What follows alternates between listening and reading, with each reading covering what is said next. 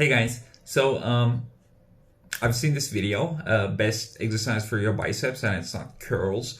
So it's really, the title really got me. So I just wanted to see what it is about, and of course I do not agree with the content of it. So I just wanted to share my opinion. Let's watch it together. Okay, it's a quick part of it. Let's watch, and then I will tell you why it is wrong, where it is right, and what kind of a strategy you should follow, okay? The best exercise for your biceps, it's not curls. All right, guys. I know. Wait a minute. I know. Everybody's like, big biceps, got to do the Where curls. do we even go, from here? All right, I'm going to tell a story right now of when I really pieced this together. I had a gymnast that worked for me as a trainer years ago. This dude was about, I don't know, 5'10", jacked, like incredible arms. Like, you ever seen like competitive gymnasts, male gymnasts in particular, female gymnasts too, but male gymnasts, they would just have like these like amateur bodybuilding looking arms. So this is right about gymnasts, right? I mean, like, I think most of us have noticed it. Like, if you ever watch like Olympics or stuff like that, I mean, gymnasts certainly do have amazing arms, and arguably, I think, at least in my opinion, they have better looking arms than most bodybuilders. But I think the reason for that is the illusion that you get, because their body is not relatively big compared to, the rest of the body, but they have massive arms, and I really like that. And unfortunately, I don't have that kind of big arms, but yeah, their arms are like particularly very big, and I think looks amazing. And I asked him once, like, what do you do for your biceps? Your arms look crazy. And he goes, chin-ups. I'm like, that's a back exercise. He goes, no, it's a bicep exercise if you do it like this. And he jumps up on the bar, gets a curl grip, and rather than pulling his chest to the bar, he does this kind of like compound lift for his biceps. And then it dawned on me, if I want my quads to really grow, it's not leg extensions, it's squats, right? Yeah. If I want to build a bigger back, it's not pullovers, it's rows, right? So it's like a compound lift for the biceps. In fact, we often accept that for triceps, like close grip bench press or dips. Right. For some reason, biceps, we don't do that. Anyway, started doing them, and they're hard, so they're really advanced, and made a huge, it put the curls to shame. Because they're hard.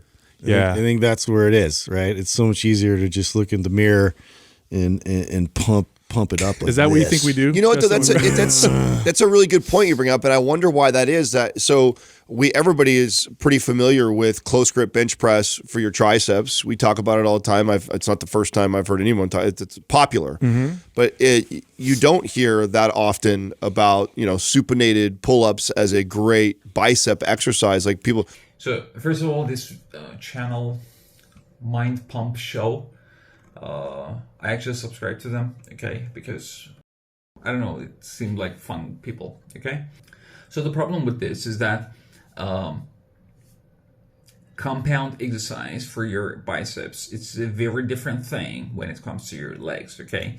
So comparing it with, like, for example, a rowing exercise or like a squat kind of exercise, it would be wrong in like many different ways, okay. The reason why those exercises are called compound exercises is that you actually train literally as major body parts of your, for example, like when you're doing squats, you train your quads, hamstrings, even your calves, okay? Your back as well, okay? So they all are under tension and they all work. And the same goes with rows. You train your back, your whole entire back, your arms, and so on, okay? So the rows are very good for that purpose as well.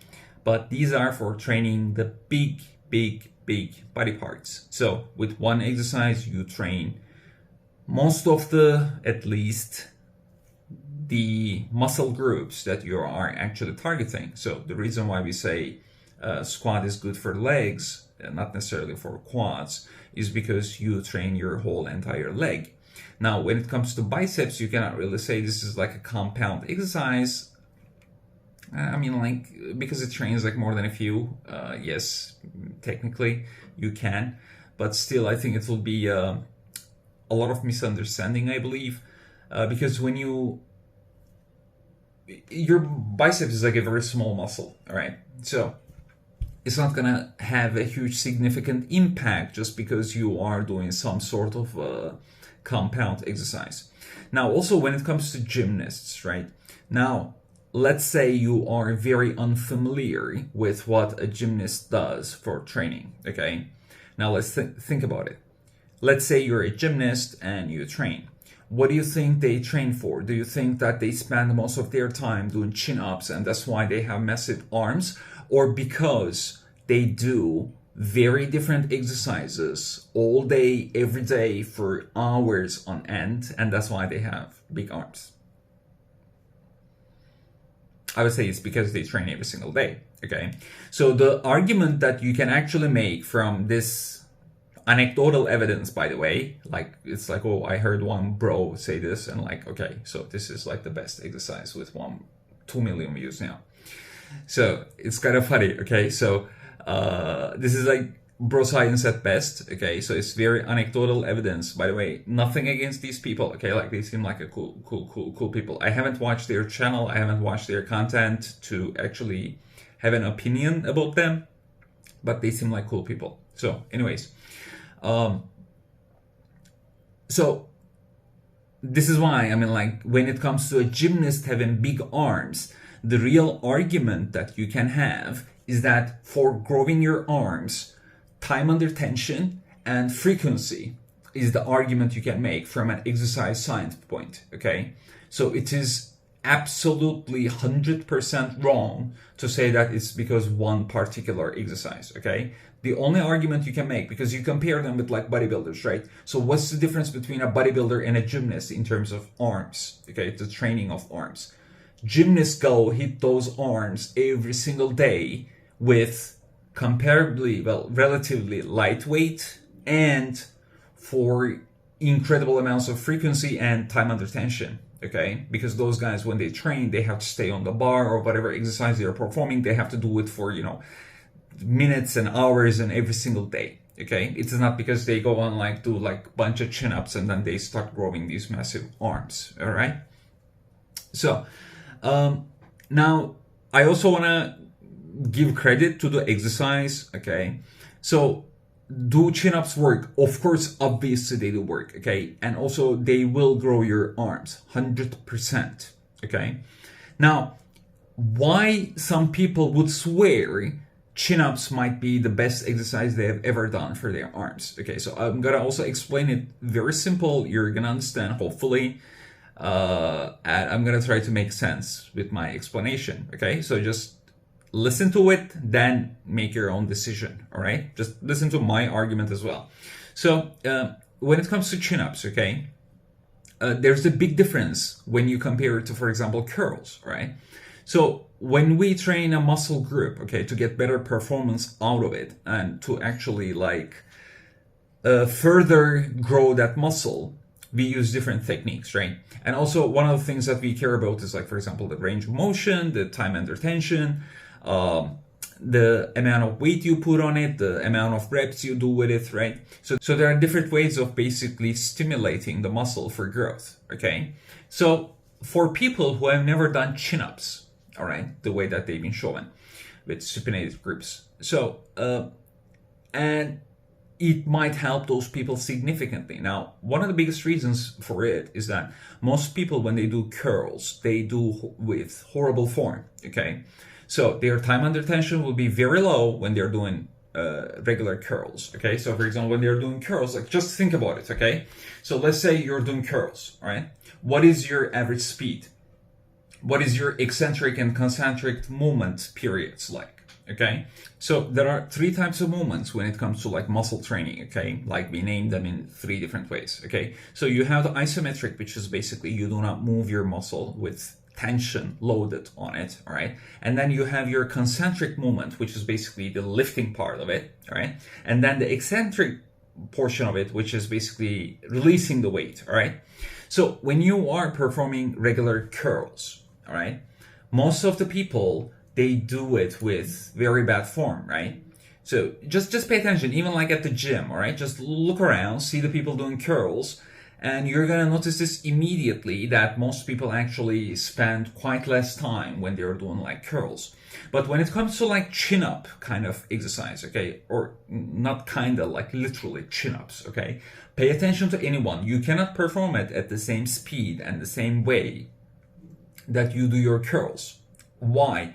Because you are way more prone to injury. Okay, and because of that reason, you actually perform a very controlled movement when you are on a bar. Okay, even if you start with like kind of fast, let's say, especially your eccentric portion of the movement, when you lift yourself up and then you start to release yourself, you're not going to be able to go very fast, right?